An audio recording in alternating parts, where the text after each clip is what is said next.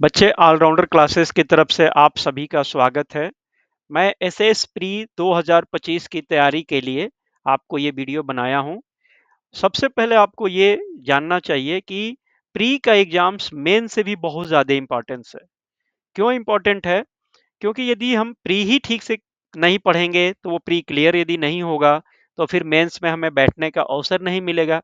तो प्री की तैयारी मेंस से भी ज़्यादा ताकत लगा के करनी चाहिए। प्री का जो एग्जाम्स होने वाला है 2025 का, वो जनवरी में होने वाला है। 2025 का जो एग्जाम्स का डेट है वो ऑलमोस्ट सभी ऑफिसेज में सबको बताया जा चुका होगा। 2025 जो प्री का एग्जाम है वो जनवरी में होने वाला है और ये एग्जाम हेड क्वार्टर्स द्वारा सेंट्रली कंडक्ट कराया जाएगा। हालांकि नोटिफिकेशन आने के बाद ही आपको एग्जैक्ट पता चलेगा। हमें जस्ट कुछ इंफॉर्मेशन, कुछ कैंडिडेट्स जो हमारे क्लासेस में पढ़ते हैं उनके द्वारा हमें जो मिला है उसी के बेस पे मैं आपको ये वीडियो बना रहा हूँ। तो आपको जो भी हेडक्वार्टर ऑफिस से, सीएजी हेडक्वार्टर ऑफिस से जो भी नोटिफिकेशन आता है और आपके ऑफिस में जो भी इंस्ट्रक्शंस या ऑफिस ऑर्डर निकलते हैं उसके अनुसार ही आपके एग्जाम्स होंगे। हाउएवर जो हमें पता चला है, जो हमारे कैंडिडेट्स के थ्रू, उसके बेस पे मैं आपको ये वीडियो बनाने जा रहा हूँ। तो ये 100% श्योर नहीं है कि एग्जाम्स कैसे क्या होगा। आप नोटिफिकेशंस को रिलाई नोटिफिकेशंस पे करें और जो सब इंस्ट्रक्शंस आपके इंस्टीट्यूट द्वारा, आपके ऑफिस द्वारा जो दिया जा रहा है उसको आप फॉलो करेंगे। ठीक है। जस्ट ऑलराउंडर क्लासेस एक एसएस एग्जाम्स को प्रिपरेटरी पेड क्लास के रूप में आपके साथ सपोर्ट करते हैं। इसलिए आपको ये क्लास कैसे तैयारी करना है प्री की, उसके बारे में आपको ये बताने जा रहे हैं। एसएस का जो प्री का एग्जाम्स है वो इस बार जो सेंट्रली एग्जाम्स होगा तो इसमें ऐसा बताया गया है कि अब ये एमसीक्यू पैटर्न पे होगा। एमसीक्यू पैटर्न का मतलब ये हुआ कि आपको कंप्यूटर्स बेस्ड तो एग्जाम नहीं होगा, पेपर पेंसिल एग्जाम ही बेस्ड होगा। या तो ओएमआर सीट पे एग्जाम कराया जाए या फिर आपको टिक मार्क ऑप्शन से या क्रॉस मार्क्स ऑप्शन से ये पेपर पे आपका एग्जाम कराया जाए। मतलब आपको डिस्क्रिप्टिव रूप में लिखने की जरूरत नहीं होगी। आपको ए बी सी डी में जो भी आपके आंसर का पैटर्न दिया गया होगा, जो भी इंस्ट्रक्शंस होंगे एग्जाम से पहले वो क्लियर किया जाएगा और उसी के अनुसार आपको वो एग्जाम्स देना होगा। हाउएवर आपको जो पेपर वन है उसमें दो पार्ट होंगे। पार्ट वन जो होगा वो डिस्क्रिप्टिव पैटर्न का होगा, यानी आपको लिखना पड़ेगा। ये राइटिंग टेस्ट होगा, है ना। आपको अपने ही पेन से आपको नोटबुक, आपको आंसर शीट दिया जाएगा। उस पे आपको जो भी क्वेश्चंस पूछे जाएंगे वो लिखना होगा। टाइपिंग नहीं होगा, टाइपिंग टेस्ट के रूप में। जबकि एसएस का जो मेंस का एग्जाम होता है उसमें आपको टाइपिंग्स करनी पड़ती है। तो टाइपिंग के लिए वो सिस्टम में ही, जिसको सीबीटी बोलते हैं, कंप्यूटर बेस्ड टेस्ट, तो वो टाइपिंग करनी पड़ती है क्योंकि उसमें सॉफ्टवेयर इनेबल्ड होता है। लेकिन आपके लोकल रूप में ये एग्जाम होने जा रहा है। सभी सभी ऑफिसेज का एग्जाम, अब जो भी फील्ड ऑफिसेज हैं वो उनके ही द्वारा कंडक्ट कराई जाएंगी। पेपर केवल हेडक्वार्टर ऑफिस से आएगा। ठीक है ना। तो हेडक्वार्टर पेपर मतलब कि सभी फील्ड ऑफिसेज के लिए पेपर एक जैसा ही होगा। और आपको जो लोकल अथॉरिटीज होंगी, जो एग्जाम कंडक्टिंग अथॉरिटी होगी, वो आपको टाइपिंग के लिए अलग से कोई कंप्यूटर सभी कैंडिडेट्स को नहीं देंगे। वो आपको राइटिंग पेपर पर ही करके आपको सबमिट करना पड़ेगा। और जो दूसरा पैटर्न होगा, मतलब पेपर वन का पहला पार्ट जो डिस्क्रिप्टिव पार्ट होगा उसको लिखना होगा। और पार्ट बी जो पैटर्न होगा, जिसका टाइटल होगा द कॉन्स्टिट्यूशन ऑफ इंडिया, वो आपको एमसीक्यू पैटर्न में होगा। ठीक है ना। दूसरा जो पेपर होगा, क्योंकि इसके प्री के दो पेपर होने वाले हैं, मैं पहले भी बता चुका हूं बच्चे कि मैं जो कुछ भी बता रहा हूं मैं एजम्पशंस के बेस पे बता रहा हूं। मुझे कोई भी ऑफिशियल इंफॉर्मेशन नहीं मिली है, ना हमारा कोई सेजी हेडक्वार्टर से कोई जानकारी हमें प्राप्त होती है, ना हम कोई एसोसिएट हैं किसी ऑफिसर से या किसी ऑर्गेनाइजेशन से। हम एजुकेटर हैं और एजुकेटर के बिहाफ पे चूंकि हमारा ये कर्तव्य होता है कि बच्चों को एग्जाम से पहले जो भी सपोर्ट कर सकते हैं, उनको सिखा बता सकते हैं, वही हम कर रहे हैं बच्चे। ठीक है। बाकी हमारे तरफ से कोई इसका क्लेम नहीं कह सकता है कि एग्जैक्ट हम जो बता रहे हैं वही एग्जाम का पैटर्न होगा, बट संभावना ऐसी है कि पेपर ऐसे कंडक्ट हो। ठीक है ना बच्चे? बट आपको अपने ऑफिस से या हेडक्वार्टर्स जो भी इंस्ट्रक्शंस मिलते हैं उसी को फॉलो करना होगा। ठीक है, वंस मोर मैंने आपको क्लियर कर दिया। अब फिर से आपको सिखाते हैं, बताते हैं कि पेपर वन में दो पार्ट होगा। पार्ट वन जो डिस्क्रिप्टिव पैटर्न पे होगा, मतलब हाथ से लिखना होगा इसका, और वो इंग्लिश या हिंदी में आप दे सकते हैं। मतलब लिखने का काम या हिंदी में लिख सकते हैं क्वेश्चन का आंसर, या इंग्लिश में लिख सकते हैं। जो भी आप चूज करेंगे फॉर्म भरते समय, उसी के अनुसार आपको क्वेश्चन पेपर दिया जाएगा। सिमिलरली कॉन्स्टिट्यूशन ऑफ इंडिया में आप हिंदी में लिख सकते हैं या इंग्लिश में लिख सकते हैं। और ये दोनों, यदि आप इसको हिंदी में पेपर को ऑप्ट करते हैं तो ये पेपर इंग्लिश में देंगे कि नहीं देंगे, इसकी भी जानकारी आपको अपने डिपार्टमेंट से ही पता करनी पड़ेगी। आप जैसा भी तैयारी करें, कॉन्स्टिट्यूशन ऑफ इंडिया की तैयारी हिंदी में करें या इंग्लिश में करें, जो भी करेंगे, लेकिन एमसीक्यू पैटर्न में ही आपको एग्जाम देना पड़ेगा। तो एमसीक्यू पैटर्न हो जाने से आपका राइटिंग स्किल से कोई फर्क नहीं पड़ता है, क्योंकि जो संविधान के में से जो क्वेश्चन पूछे जाएंगे वो एमसीक्यू होंगे, डिस्क्रिप्टिव नहीं होंगे। डिस्क्रिप्टिव वाला पोर्शन केवल इतना होगा। तो इसके लिए आपको क्या क्या तैयार करना पड़ेगा डिस्क्रिप्टिव के लिए, और क्या क्या कॉन्स्टिट्यूशन ऑफ इंडिया के लिए, वो हम आपको बता रहे हैं कैसे पहले करेंगे। ठीक है बच्चे, उसके बाद से हम दूसरे पेपर टू की बात करेंगे। पेपर टू बिल्कुल ही एमसीक्यू पैटर्न पे होगा। 100 क्वेश्चंस होंगे, ईच क्वेश्चन 1 मार्क्स का होगा, और यदि वो गलत होता है तो -0.25 आपका मार्क्स कट कर लिया जाएगा, मतलब निगेटिव मार्किंग होगी। यहाँ भी निगेटिव मार्किंग होगी। ठीक है, और जो डिस्क्रिप्टिव टेस्ट होता है इसमें निगेटिव मार्किंग नहीं होती है। वो आप कितना मार्क्स स्कोर करते हैं वो एग्जामिनर अपने जो भी उनको मॉडल आंसर मिलता है उसके अनुसार वो चेक करके अपने डिस्क्रिशनरी पावर होता है वो आपको मार्क्स देते हैं। ठीक है, और ये जो कॉन्स्टिट्यूशन ऑफ इंडिया वाला होगा, एक क्वेश्चन के लिए आपको सही करने पर 1 मार्क्स और गलत करने पर -0.25 मार्क्स के हिसाब से, 0.25% के हिसाब से आपको ये कट कर दिया जाएगा। निगेटिव मार्किंग यहाँ पे अप्लीकेबल होगी। अब आपको एसएस का जो राइटिंग पैटर्न है इसके लिए आपको बहुत ध्यान देना पड़ेगा। क्यों? क्योंकि इसमें एक एक चीज आपकी देखी जाती है। आपका राइटिंग स्किल टेस्ट किया जाता है। इनफैक्ट कहिए इस पेपर में पास होना मैंडेटरी है। इन दोनों पेपर को मिला के पास होना नहीं है, इसमें भी पास होना जरूरी है, इसमें भी पास होना जरूरी है। तो ये तो क्वेश्चन आप एमसीक्यू है, रट्टा मार के या कैसे भी ज्यादा क्वेश्चंस को आप पढ़ के अपडेट कर सकते हैं, लेकिन इस पे आपको फोकस ज्यादा करना पड़ता है। जबकि कैंडिडेट क्या करते हैं, इसको गारंटेड ले लेते हैं कि ये तो मैं लिख ही लूंगा, और इसकी प्रैक्टिस नहीं करते हैं। हमने पहले ही बताया आपको, प्री इंपॉर्टेंट है मेंस से। तो अपनी सारी एनर्जी आपको प्री में लगानी है, और प्री के हर पॉइंट्स को, हर चीजों को ध्यान में रख के आपको अपनी तैयारी को, क्योंकि अब महीने दिन बच गए हैं, या कहिए कि आपका एक एक दिन बहुत बहुत इंपॉर्टेंट है इस चीज को तैयार करने के लिए। तो आप अपनी तैयारी आज से ही शुरू कर दीजिए। पेपर वन जो डिस्क्रिप्टिव पेपर है, उसमें आपको नोटिंग या नोट ऑन फाइल एक पैटर्न हो सकता है।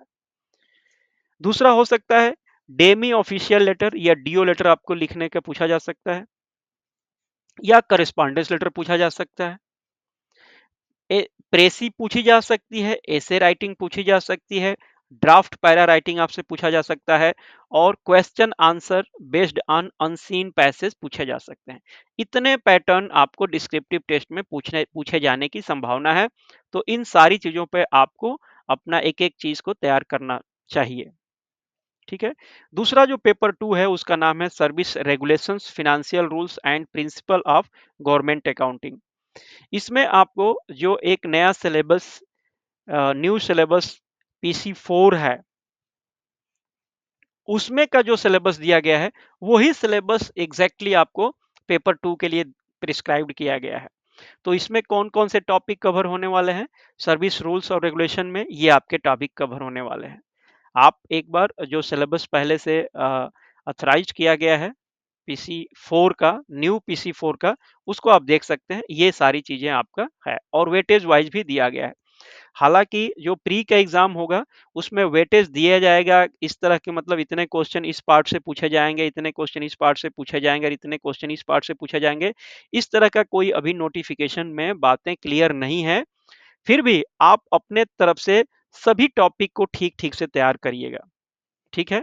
लेकिन मैं आपको एक एक करके आपको फिर से समझाने का प्रयत्न करूंगा कि यदि आप पेपर वन का कम्युनिकेशन वाला करते हैं पोर्शन, तो आप कम्युनिकेशन में आपको क्या क्या ध्यान देना चाहिए। कम्युनिकेशन में आपको तीन चार चीजों को बताया गया कि कम्युनिकेशन में प्रेसी राइटिंग आ सकती है। ज्यादातर क्या आने की संभावना होती है, वैसे तो पांच तरह की बातें होती हैं। एक पहला बात होती है डीओ लेटर लिखना, डीओ लेटर, है ना, या हिंदी में अर्धशासकीय पत्र कहते हैं, डीओ लेटर, या फिर आपको करस्पॉन्डेंस लेटर, है ना, करस्पॉन्डेंस।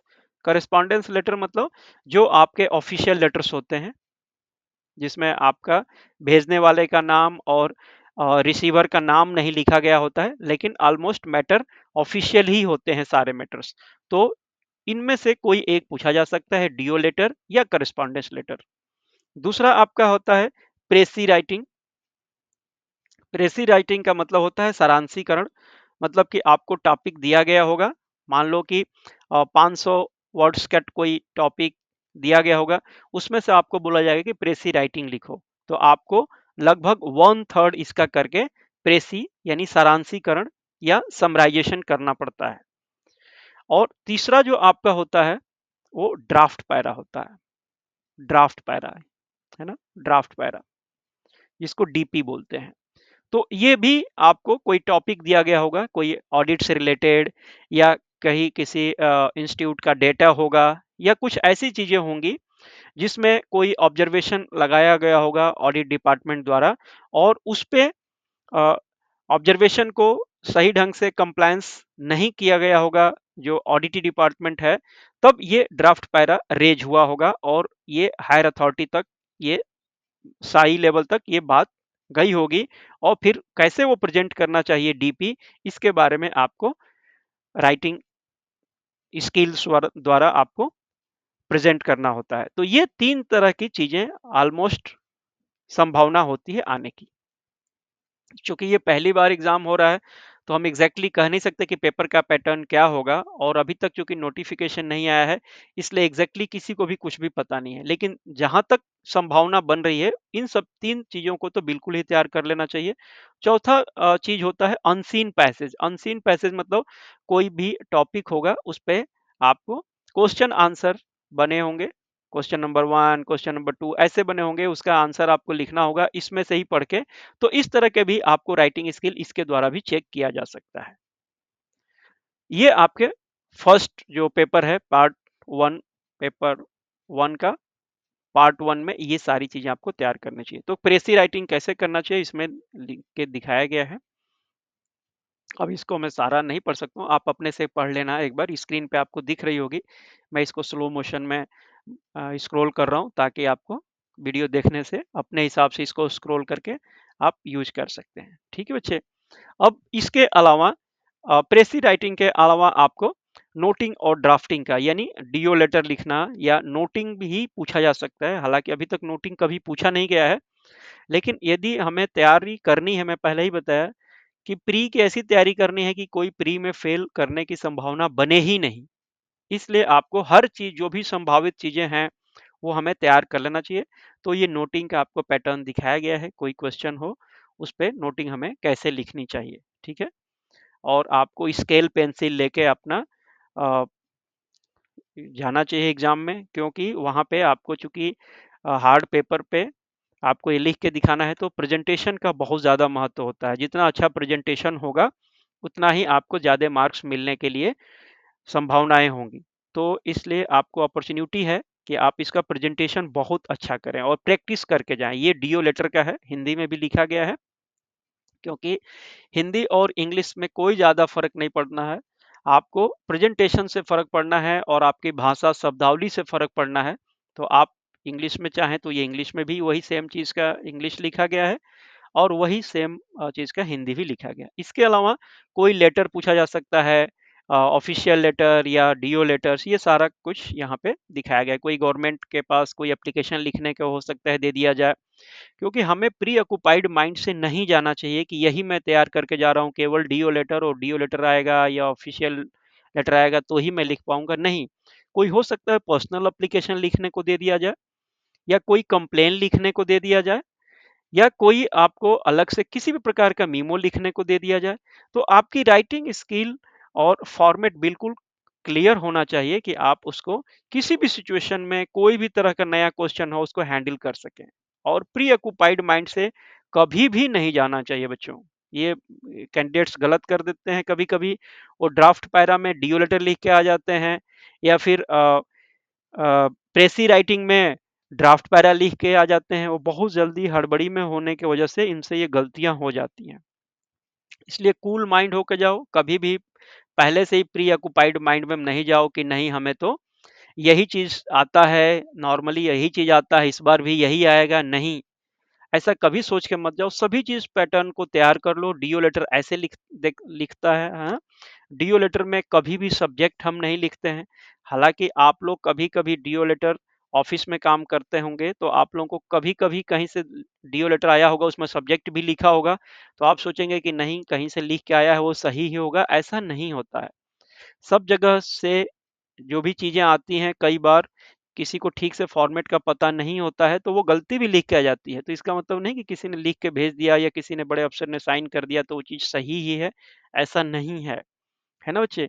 कभी कभी आपका जो अ, आंसर लिखने का जैसे फाइल रेफरेंस नंबर आप देते हैं, फाइल रेफरेंस नंबर, तो फाइल रेफरेंस नंबर आपको लिखना चाहिए, फाइल रेफरेंस का नंबर, क्योंकि जब भी कोई डीओ लेटर इशू हुआ होगा, किसी न किसी फाइल से इशू हुआ होगा, तो फाइल नंबर या यहाँ पे डीओ नंबर ऐसे लिखेंगे ना। और आप अ, उसका जो भी रेफरेंस बनता होगा, रिलेवेंट रेफरेंस, वो यहाँ देना चाहिए। डेट देना चाहिए, है ना? डेट लिख के, जैसे 2025 का ही पेपर है तो 2025 यहाँ लिखोगे। मान लो जनवरी में होता है तो जनवरी लिख सकते हो। वैसे आपको डेट पूरा एग्जैक्ट नहीं लिखना चाहिए। क्यों? क्योंकि आप तो ड्राफ्ट लिख रहे हो ना। जब तक साइन नहीं होगा उस ऑफिसर से जो इस लेटर को इशू कर रहे हैं, तब तक डेट तो एग्जैक्ट हम डाल ही नहीं सकते, है ना? और ये फाइल का रेफरेंस भी पूरा एग्जैक्ट नहीं लिख सकते। तो हाँ, इतना आप यदि फॉर्मेट बना देते हो तो पता चल जाता है कि हाँ, आपको जब भी ये इशू करना होगा तो यहाँ पे भी वो चीज़ हमको भर के देना चाहिए। तो पेपर से जो एग्जामिनर हैं वो समझ जाते हैं कि ये जो कैंडिडेट है उसको सब कुछ पता है कि क्या चीज़ें कहाँ पे लिखनी होती है। यहाँ पे हाथ से लिखना होता है, क्योंकि ऑफिसर के पास जब भी पुट अप करते हैं, जिनको साइन करना होता है, वो अपने हाथ से ये पोर्शन और ये पोर्शन वो अपने हाथ से लिखते हैं, है ना? तो आप भी अपना जब भी यूज़ करो स्केल या पेंसिल या पेन, तो यहाँ पे थोड़ा-सा डिफरेंट चीज़, दूसरा कलर लेके, मतलब कलर तो ब्लू ही लिखना चाहिए, ब्लू ही लेना चाहिए आपको एग्ज़ाम पर्पज़ के लिए। लेकिन थोड़ा लिखने से आपको पता चल जाएगा, हो सकता है पेंसिल से यहाँ लिख दो इन चीज़ों को, तो इससे ये डिस्टिंग्विश हो जाएगा कि हाँ भाई, ये जो राइटिंग ये पोर्शन और ये पोर्शन की होगी, वो एक्सक्लूसिवली वही ऑफिसर लिखते हैं जिनका ये लेटर हेड होता है। मतलब ये ऑफिसर, मान लो मिस्टर ए बी सी जो थे, उन्होंने ही ये लेटर लिखना है, तो उनके हाथ से ये दो चीजें लिखी जाएंगी, बाकी चीजें प्रिंटेड होंगी। तो प्रेजेंटेशन के लिए मैं बोल रहा हूँ। तो बाकी इससे ज़्यादा फ़र्क नहीं पड़ेगा आपको मार्क्स पे, यदि आप सिंगल पेन ही यूज़ करते हैं एक ही तरह का, तो भी अच्छा है। बट रेड पेन कभी यूज़ नहीं करना, और जब तक अलाउड ना हो ब्लैक पेन भी नहीं यूज़ करना। नॉर्मली आप पेन ही यूज़ करो, लेकिन इटैलिसीज़ में लिख दो या कुछ इस तरह लिख दो कि ये थोड़ा डिस्टिंग्विश हो जाए कि ये जो ऑफिसर यहाँ पे जो साइन करने वाले हैं, उन्हीं का होगा। और साइन भी करने की ज़रूरत नहीं है आपको, यहाँ पे कोई सिग्नेचर बनाने की ज़रूरत नहीं है, सिर्फ़ ब्लैंक जगह छोड़ देना चाहिए, ताकि पता चले कि यहाँ पे फाइनली साइन करेंगे अधिकारी। कुछ बच्चे गलती ये कर देते हैं कि जो यहाँ पे इमेजिनरी पार्टिकुलर ये लिखते हैं एड्रेस, वो भी यहाँ पे लिख देते हैं, ये गलती आप मत करना। थोड़ा प्रैक्टिस करके जाओ, प्रैक्टिस करने से ही आपको एग्जाम में गलती होने से बच सकते हो। नहीं तो अचानक ओवर कॉन्फिडेंट होकर जाएं कि नहीं मैं तो एग्जाम में ही जाके सब सही कर लूंगा, मुझे सब कुछ आता है।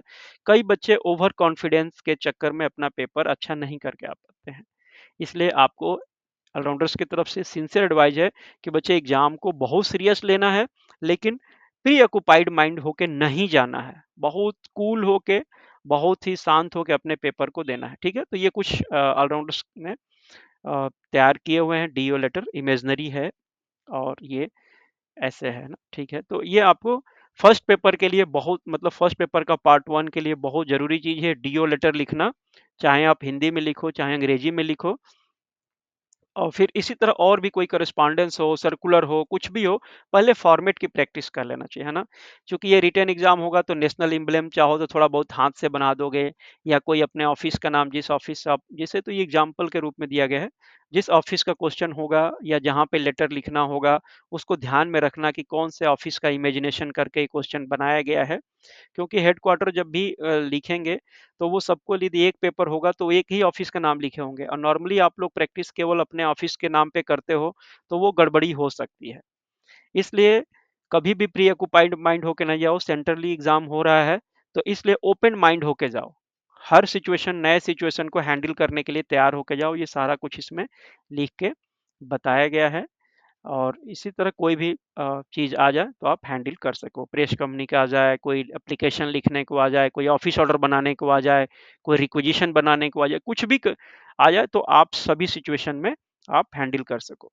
ठीक है बच्चों, तो मेन तो जो पार्ट वन का जो पेपर था उसका सिलेबस यदि इस लेवल तक आप तैयार कर लेते हो तो आपका ये पेपर क्लियर हो जाएगा। और पार्ट पेपर वन का पार्ट बी जो कॉन्स्टिट्यूशन ऑफ इंडिया है, कॉन्स्टिट्यूशन ऑफ इंडिया में क्या क्या चीजें हमें विशेष रूप से पढ़नी चाहिए। हालांकि अ, किसी को भी पता नहीं है कि एग्जैक्ट क्या क्वेश्चन पूछा जाएगा, कितना कवर करेंगे नहीं करेंगे, लेकिन नॉर्मली होता क्या है कि सीएजी के एग्जाम्स में, अभी तक के एग्जाम्स में यही देखा गया है, जो मेंस एग्जाम्स में होते हैं, कि जो पोर्शन कॉन्स्टिट्यूशन में सीएजी से रिलेटेड हो या फिनेंशियल नेचर का हो, उसी पोर्शन को ये ज्यादातर क्वेश्चन टच करते हैं। तो ये यहाँ पे आपको जब भी आप क्वेश्चन को आप याद करते हो, पढ़ते हो अपनी कॉन्स्टिट्यूशन ऑफ इंडिया की बुक को, तो देख सकते हो कि किस पार्ट में क्या क्या चीजें लिखी गई हैं और किस पार्ट में क्या क्या आर्टिकल नंबर है ना। जैसे फॉर्मेशन ऑफ न्यू स्टेट किस आर्टिकल में कहा गया है, या बाउंड्रीज ऑफ इंडिया की यदि एग्जिस्ट कुछ दूसरे स्टेट को मर्ज करना हो, या किसी एक स्टेट को फिर बाइफर्केशन करना हो, तो रीनेम करना हो, तो ये किस आर्टिकल में लिखा गया है। तो आर्टिकल 2 और 3 इस पोर्शन से रिलेटेड है, formation of new states and alteration of boundaries or name of the existing state, है ना। फिर इसी तरह प्रेसिडेंट से रिलेटेड उनके मिलिट्री पावर क्या है, या फिर एग्जीक्यूटिव पावर क्या है, लेजिस्लेटिव का पावर क्या है, ये सब आपके यहाँ पे आर्टिकल दिए गए हैं, है ना। इसी तरह वाइस प्रेसिडेंट के आपको डिटेल में ये नहीं देखना है कि उनका एलिजिबिलिटी क्राइटेरिया क्या होगी, कितने साल तक वो बने रहते हैं, ये सब सारी चीजें पूछने की गुंजाइश नहीं बनती, क्योंकि पॉलिटिकल साइंस का पेपर आप देने नहीं जा रहे हैं। मेन ये होता है कि सीएजी डिपार्टमेंट में जब आप ऑडिट करते हैं, या टैक्स टैक्स क्या कटा है, वो सही कटा है कि नहीं कटा है, टैक्स का डिवीजन सही हुआ है कि नहीं हुआ स्टेट्स में, या फिनांस कमीशन ने क्या-क्या रिकमेंडेशंस किए थे, या एफआरबीएम एक्ट में क्या-क्या बातें कही गई थी, जो सीएजी से रिलेटेड बातें होती हैं, ड्यूटीज एंड रिस्पॉन्सिबिलिटी से, उन्हीं सब चीजों पे हमें ज्यादा फोकस करना चाहिए। हालांकि ऑलराउंडर्स ने पेपर नहीं बनाए हुए हैं तो ये नहीं कह सकते हैं कि आपको क्या पूछा जाएगा या नहीं पूछा जाएगा, लेकिन जो ज्यादा संभावित चीजें होती हैं हम उसके बारे में बता रहे हैं। आपके पास टाइम है तो पूरा कॉन्स्टिट्यूशन ऑफ इंडिया पढ़ो, क्योंकि उन्होंने सिलेबस में कहा है तो पूछ सकते हैं, उनका हक है ना। तो उसके लिए हम भी आपको पहले से मना नहीं करते हैं कि आप मत पढ़ो, लेकिन जस्ट ये चीजों को थोड़ा फोकस ज्यादा करना, क्योंकि ये चीजें ज्यादा ही प्रोबेबल हो जाती हैं, पूछी जा सकती हैं। ठीक है ना, गवर्नर ऑफ स्टेट से रिलेटेड, या हाई कोर्ट के जजेस से रिलेटेड, ये सिर्फ आर्टिकल्स हैं, और इससे रिलेटेड ये टॉपिक बहुत इंपॉर्टेंट है बच्चे। ये portion consolidated fund of India, या पब्लिक अकाउंट, या कंटीजेंसी फंड ऑफ इंडिया, ये आर्टिकल्स आपकी बहुत ज्यादा इंपॉर्टेंट है, इस पे थोड़ा फोकस ज्यादा करना, है ना। जीएसटी रिलेटेड ये वाला भी फोकस आपको ज्यादा करना चाहिए, ये भी बहुत इंपॉर्टेंट टॉपिक है। फिनांस कमीशन का ये भी है ना। और बाकी और भी चीजें इंपॉर्टेंट है, लेकिन इन सब चीजों पे थोड़ा आपको ज्यादा फोकस करना है। और सीएजी से रिलेटेड जो आर्टिकल है, ये 148 से लेके 151 तक, 158 तक, ये भी बहुत इंपॉर्टेंट है, ये वेरी वेरी इंपॉर्टेंट है बच्चे, है ना, वेरी वेरी इंपॉर्टेंट है, ये आपको जरूर पढ़ना चाहिए। ओके, तो कॉन्स्टिट्यूशन ऑफ इंडिया में इन सारी चीज़ों को यहाँ पे लिख के वैसे दिखाया गया था एक बार। मतलब कि आपको भी ऐसे बना लेना चाहिए कि हमें क्या-क्या चीज़ें कवर कर लिया, किस-किस चीज़ में क्या है, क्योंकि कभी-कभी आर्टिकल पूछ लेते हैं, तो आर्टिकल हमें याद रहना चाहिए। कभी-कभी आर्टिकल से भीतर से पूछ सकते हैं कि ये चीज़ें किससे पर्टेन करती हैं, इसमें क्या होता है, तो ये भी एक बार आप गो थ्रू करेंगे तभी आपको पता चलेगा। नेक्स्ट आपका पेपर दोनों ही आई थिंक पेपर 1 और पेपर 2 मैंने बता दिया। पेपर 1 का पार्ट 1 और पार्ट 2 दोनों बता दिया। अब पेपर 2 के बारे में थोड़ा बात कर लेते हैं। ये थोड़ा लेंथी सिलेबस है और ये टोटली एमसीक्यू बेस्ड है बच्चे। ये पेपर 2 जो एसएस प्री के लिए जो रखा गया है, सेम टू सेम सिलेबस पीसी4 जो न्यू सिलेबस है, उसमें ये पोर्शन को कवर किया गया है। और ये बहुत ही लेंदी है, तो हमें सारा कुछ तो 1 महीने के अंदर नहीं पढ़ सकते हैं, तो हमें क्या-क्या चीज़ें विशेष पढ़ लेना चाहिए। देखो, आपको जॉइनिंग टाइम ये सबसे इम्पोर्टेंट टॉपिक है बच्चे। छोटा टॉपिक है, छोटी बुक है, इसको ज़रूर कवर कर लो, क्योंकि जितने भी क्वेश्चंस आएँगे, चूँकि छोटी किताब है और ये सभी क्वेश्चन आपने सही कर दिया, तो यहाँ स्कोरिंग आपकी अच्छी हो सकती है। तो एक तो ये जॉइनिंग टाइम रूल्स आपने बच्चे ज़रूर पढ़ लेना है, ये बहुत इम्पोर्टेंट है। ये इसके अलावा आप चाहो तो सीसीएस लीव रूल को भी एक बार ठीक से पढ़ लो। हालांकि इसमें लंबा चौड़ा क्वेश्चंस बन सकते हैं, लेकिन फिर भी सेकंड ऑप्शन इसको रखो। फर्स्ट ऑप्शन ज्वाइनिंग टाइम, ये इसमें से जो भी क्वेश्चन है आप सब सही कर दो, क्योंकि क्वेश्चंस का बहुत ज़्यादा इसमें डाइवर्सिफिकेशन नहीं होता है। जो भी सॉलिड रूल्स हैं उसको एक बार पढ़ लोगे ठीक से, और उस पर आप एमसीक्यू जरूर कर लो बच्चे, है ना। एमसीक्यू जरूर कर लेना। और ये फिर आप CCS leave rule second portion पे रखो। इसके अलावा आपको कंडक्ट रूल से भी क्वेश्चंस पूछे जा सकते हैं, एक बार इसको भी कंडक्ट रूल्स को पढ़ लेना, ठीक है। और फिर GPF general provident fund rules पढ़ लेना। ये आपके 4 टॉपिक बहुत इंपॉर्टेंट है, और सीक्वेंस में ही मैंने आपको बताया। फर्स्ट आप ज्वाइनिंग टाइम को दो, बहुत इंपॉर्टेंट, बहुत छोटा टॉपिक बट स्कोरिंग टॉपिक। दूसरा आप लीव को दो, लीव रूल वाले को।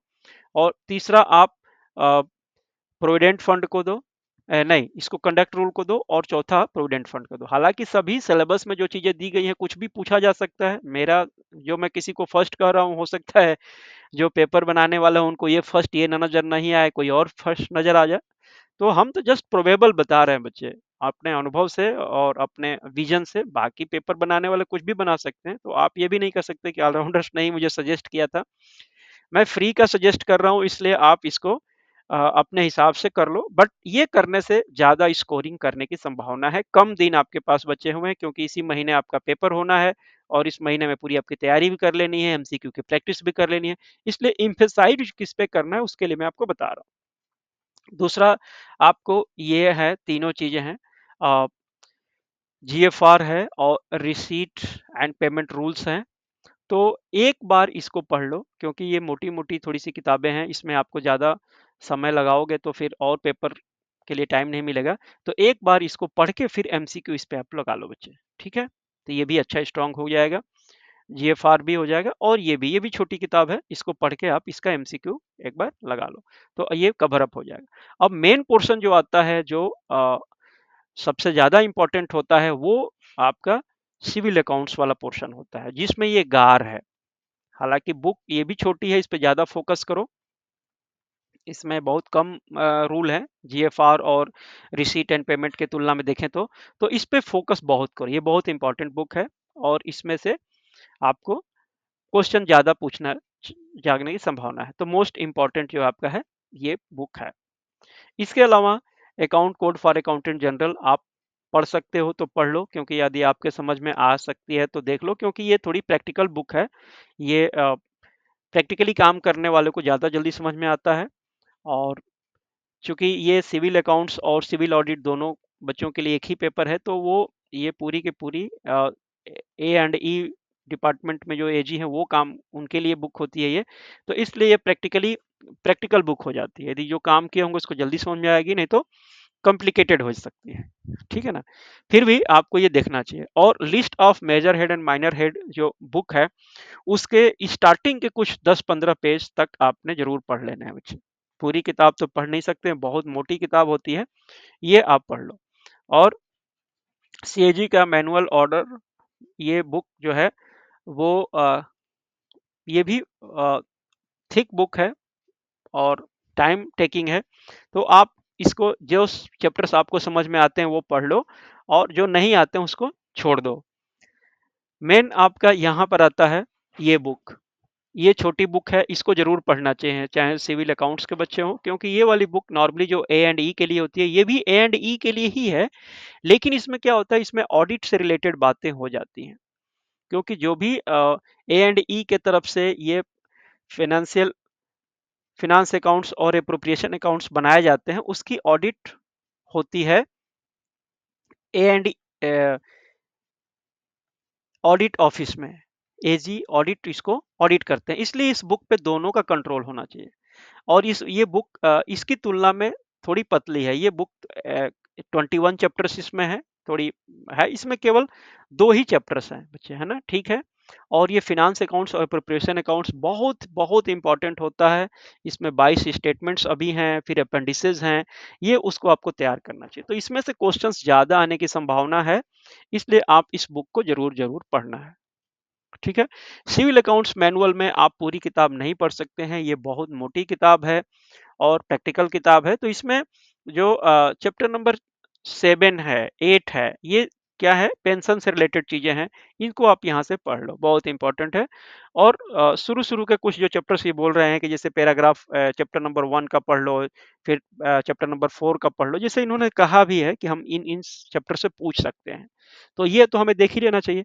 लेकिन चैप्टर 7 इसमें से सबसे इंपॉर्टेंट बच्चे, चैप्टर 7 और चैप्टर 8, ये जरूर आप पढ़ लो। और ये अपेंडिक्स भी, ये भी आप पढ़ लेना। तो ये पूरी किताब आप ना पढ़ के जो इम्पोर्टेंट पोर्शन है वही पढ़ो। चैप्टर 7 को सबसे इम्पोर्टेंट समझो, चैप्टर 8 को उसके बाद इम्पोर्टेंट समझो, और अपेंडिक्स बी को भी आप, चैप्टर 4 का जो अपेंडिक्स बी है ये भी इम्पोर्टेंट है, इसको जरूर जरूर पढ़ लेना बच्चे, ठीक है। अब मेन जो आपका चैप्टर जहां से कठिनाई शुरू होती है वो है सीपीडब्ल्यूडी। ये क्योंकि ये अपने आप में बहुत वास्ट है, इसको आपको कवर करना महीने दिन के अंदर में खत्म नहीं हो सकता है, ये बहुत लेंदी हो जाता है। तो हम क्या करें फिर इसके लिए, इसका हम चैप्टर नंबर 4 पढ़ लें बच्चे, जो गवर्नमेंट अकाउंट से रिलेटेड है। अकाउंटिंग, गवर्नमेंट अकाउंटिंग क्या होती है, कैसी होती है, हालांकि जो आप गार पढ़ते हैं गार में चीजें कवर की गई होती हैं, बट फिर भी आप एक बार अपने से चैप्टर 4 और चैप्टर 5 पढ़ लो, क्योंकि वो फिर से रिवीजन भी हो जाएगा और यहाँ से क्वेश्चन आपको कॉन्फिडेंस भी हो जाएगा कि मैंने ये भी किताब पढ़ी हुई है, ठीक है। इसमें से कुछ डेफिनेशंस पढ़ सकते हैं, जो सीपीडब्ल्यूडी की बुक जो है उसके डेफिनेशंस कुछ होते हैं, 66 डेफिनेशन करीब हैं। उसमें से कुछ जो आपको लगते हैं कि ये मेरे लिए जानने योग्य हैं, तो आप उसको पढ़ लो। हालांकि 66 में से कौन पूछेगा क्या पूछेगा एग्जैक्ट आप नहीं बता सकते, लेकिन जो पहले आपको समझ में आता है उस पर अपना कंट्रोल कर लो। यदि 66 का 6 कर लिए तब तो 66 का 66 पूरा ही कर लेते तो बहुत अच्छा है, वो आप यहाँ पे कर सकते हैं। नहीं तो जो समझ में आता है वो आप कर लो, जैसे स्पेशली इशू रेट क्या होता है ये कर लो, है ना। इशू रेट किसको कहते हैं, ये 3-4 बार घुमा घुमा के क्वेश्चन पूछने जाने की संभावना होती है। तो डेफिनेशंस जो होते हैं वो जरूर आप कर लो इसका। इसके अलावा चैप्टर 6 करना चाहते हो कि जो कैश होता है, सीपीडब्ल्यूडी के बारे में मैं बात कर रहा हूँ, चैप्टर 6 पढ़ लो, चैप्टर 7 पढ़ लो, चैप्टर 10 पढ़ लो बच्चे, है ना।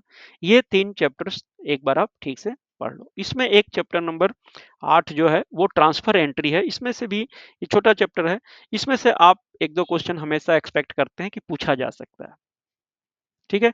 तो इसको बहुत सारे इसमें से जो 24 चैप्टर हैं, 24 चैप्टर आप नहीं पढ़ सकते हैं, इसका एमसीक्यू जरूर लगा लो, उसके बाद जो समझ में आ जाए उसका एमसीक्यू लगा लो, है ना। नहीं तो इस किताब को पूरे पढ़ेंगे तो और सब किताब आप नहीं पढ़ पाएंगे।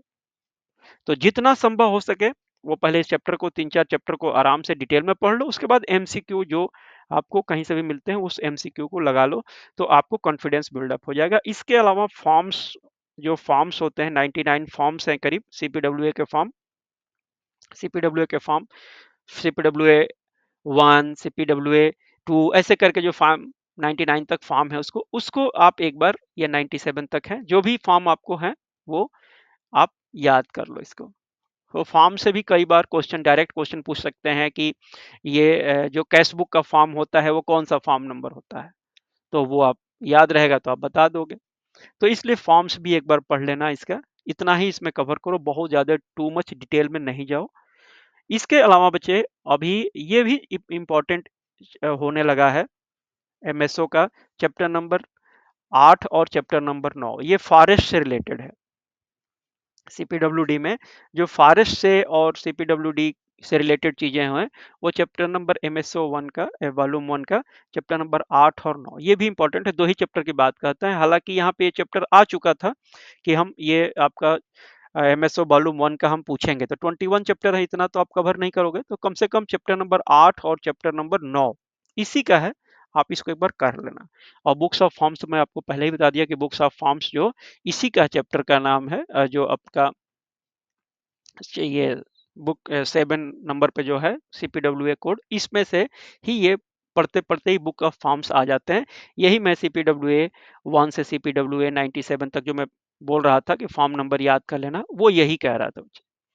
ठीक है ना। एमसीक्यू उसके बाद आप लगाना शुरू करो, 10 दिन तक किताब पढ़ लो और फिर उसके बाद से एमसीक्यू लगाना शुरू कर दो, तो ये आपके सारे क्वेश्चंस हो जाएंगे। इसमें जो इंपॉर्टेंट जो चीजें थी मैंने आपको बता दिया, और हमारी तरफ से आपको नए वर्ष की शुभकामनाएं। ऑलराउंडर्स की तरफ से आपको विशेष विशेष पास होने के लिए एडवांस में बधाइयां।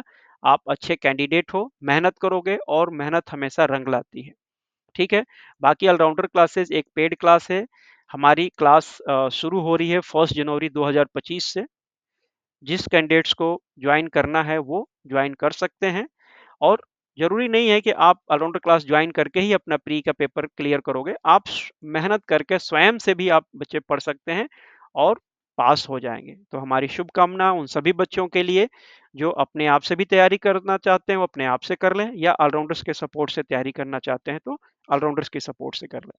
ऑलराउंडर्स के पास बच्चे पीडीएफ मटेरियल मिलता है, पीडीएफ में मटेरियल्स मिलता है, आपको वीडियोस मिलते हैं, रिकॉर्डेड वीडियोस मिलते हैं सभी टॉपिक्स पे। एमसीक्यू तो अलग से पीडीएफ में नहीं मिलता है, लेकिन ऑलराउंडर्स की टेस्ट सीरीज है, उसमें आपको सभी टॉपिक पे आपको जो एग्जाम्स में पूछे जाते हैं एमसीक्यू पैटर्न पे क्वेश्चन, वो सारे उसमें सीबीटी लेवल पे, कंप्यूटर बेस्ड टेस्ट जिसको बोलते हैं, उस लेवल के क्वेश्चंस इसमें होते हैं। तो आप चाहोगे, ये पेड क्लास है तो उसको कर लो, नहीं तो कोई बात नहीं, गवर्नमेंट का जो बुक्स हैं जैसे सीपीडब्ल्यूए कोड की बुक है उसको आप ले लो, या फिर जीएफआर बुक है ना, नेट पे अवेलेबल है, वहां से ले लो, या जो भी गार की बुक है, रिसीट एंड पेमेंट की बुक है, ये सारी बुक्स आप लेके अपने से सेल्फ प्रिपरेशन करो। और जहाँ पे भी आप बुक्स मान लो यदि आप प्रिंट करा लिए हो, तो वहाँ पे अंडरलाइन कर लिया करो कि ये पॉइंट हमने पढ़ लिया है, इसका मीनिंग ये है, तो आपको एग्जाम से पहले रिवाइज करने में टाइम नहीं लगेगा। नहीं तो एग्जाम्स के दिन क्या होता है कि हम सारी किताबें पढ़ पढ़ के एक बार जाना चाहिए, और इतनी ज़्यादा ही वॉल्यूम में किताबें हैं कि हम सभी पढ़ नहीं सकते, इसलिए जब भी पढ़ो हाइलाइटर अपने पास रखो, और या तो रेड पेन अपने पास रखो, उस किताब को उस पॉइंट को, या उस जो फॉर्म्स नंबर हैं, या जो कुछ भी आपको लगता है पढ़ते पढ़ते कि ये चीज तो पूछी जा सकती है, क्योंकि आप डबल ओ बनने वाले हो, आपको खुद ही ऐसा महसूस होता होगा क्योंकि आप एक अधिकारी बनने जा रहे हो कि ये चीज तो अच्छी चीज है, जाननी चाहिए, और वो आप खुद ही उसको अंडरलाइन कर लो। पहले से जो चीजें अंडरलाइन यदि किसी किताब मिल जाए जो पहले से पढ़े हुए हैं तो वो भी अच्छा है, नहीं तो आप खुद ही अपना प्रिंट करते हो तो कर सकते हैं। और जब भी जैसे पेपर 1 की आप तैयारी करते हो बच्चे, तो इसमें आप अपने किसी सीनियर से, या जो आपसे जो जिनकी इंग्लिश अच्छी हो या जिनको राइटिंग स्किल आपसे अच्छा है, उनसे अपना पेपर एक दो बार जरूर चेक करा लो, क्योंकि आपका एक दो जो कमी होगा वो बिना किसी मेंटर को दिखेगी नहीं। अपनी कमी नॉर्मली अपने आप को नहीं दिखती है।